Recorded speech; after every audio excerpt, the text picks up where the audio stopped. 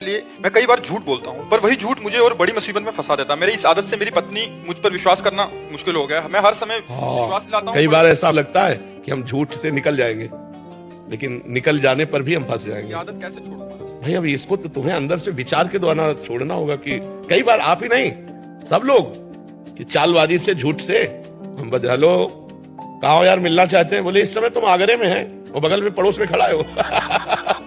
Mobile से भी बहुत झूठ बोला जाता है, नहीं बोला जाता। तो हमें लगता है कि हम झूठ बोलकर बड़ी सफाई से बच जाते हैं, लेकिन नहीं, वही हमारी गंदी आदत हमको सत्य से दूर कर देती है। नहीं, असत्य संपादक पुंजा। और जब झूठ पकड़ी जाएगी, पकड़ तो जाएगी ला, तो जैसे आपने कहा पत्नी ने विश्वास करना बंद कर दिया, बहुत बड़ा घाटा हो गया।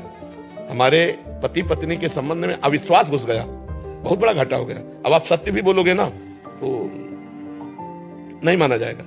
अगर हम झूठ बोलेंगे तो कभी सत्य बोलेंगे तो भी हमारी सत्य बात झूठ मान ली जाएगी कि ये झूठ बोलता है आदमी। हमें लगता है झूठ को धीरे धीरे कम करना चाहिए।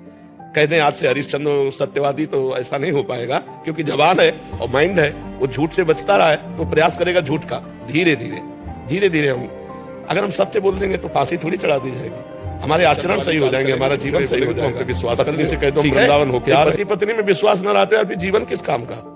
सोचो, वो तुम कह रहे हो कुछ भी हो, कह रहे हम जान रहे सब फ्रॉड है, तो क्या फायदा हुआ? हमारे जबान पे वो विश्वास न करे तो आप विश्वास दिलाओ, ठीक है? और किसी के भी साथ भी धोखा मत करो।